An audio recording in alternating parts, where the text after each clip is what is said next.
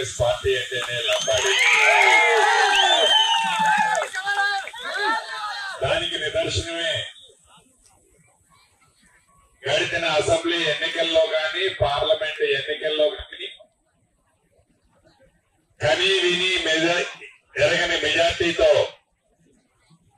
ఈ పాలేరు నియోజకవర్గంలో మీ అందరి ప్రేమ అభిమానాలతో నన్ను ఆశీర్వదించి ఆనాడు దీవించారు.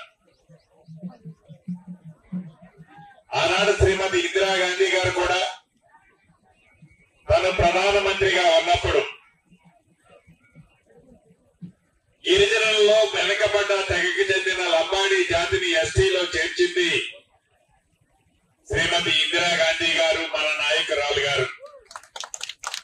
మన మధ్య తను లేకపోయినా దేశ వ్యాప్తంగా ఎవరైతే వివిధ తెగలకు చెందిన వాళ్ళలో ముఖ్యంగా లంబాడీలు ఉన్నారో వారు ఈ సమాజంలో చాలా దూరంగా అనగదొక్కబడి వారిని ముందుకు తీసుకురావాలని అనేక సంస్కరణల్లో తీసుకొచ్చి ఈ లంబాడి తెగని ఎస్టీలో చేర్చిన ఘనత మన నాయకురాలు స్వర్గీయ శ్రీమతి ఇందిరాగాంధీ గారిది.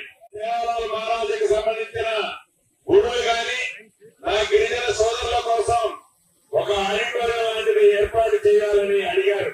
ఇది ఎన్నికల సందర్భం కాబట్టి నేను ఎక్కువ ఈ వేదిక మీద నుంచి మీకు హామీ ఇవ్వకపోయినా తప్పకుండా మళ్లీ సేవలాల్ జయంతి అంటే ఫిబ్రవరి 15వ తారీఖు వచ్చేలోపు అద్భుతమైన భవనాన్ని శ్రీకారం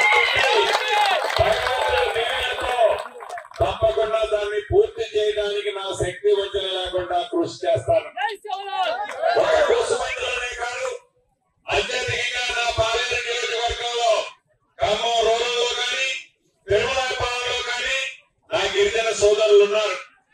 ఆ మండలంలో కూడా సేవలాల్ మహారాజు జ్ఞాపకార్థం నా గిరిజనుల్ని గౌరవించుకునే దాంట్లో భాగంగా అద్భుతమైన భవనాలను అక్కడ కూడా 2 మండల హెడ్ క్వార్టర్లో కూడా ఏర్పాటు చేసుకుంటాం.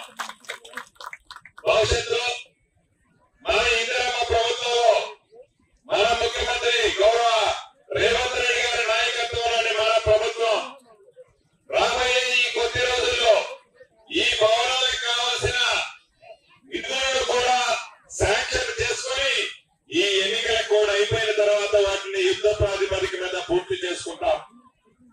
రెవెన్యూ వారిని కూడా నేను ఈ మీటింగ్ తర్వాత చెప్తాను. మరిన్ని వీడియోస్ కోసం ఛానల్ ని సబ్స్క్రైబ్ చేయండి. లేటెస్ట్ అప్డేట్స్ కోసం వాట్సాప్ ఛానల్ ని ఫాలో అవ్వండి. ఆ లింక్ డిస్క్రిప్షన్ లో ఉంది.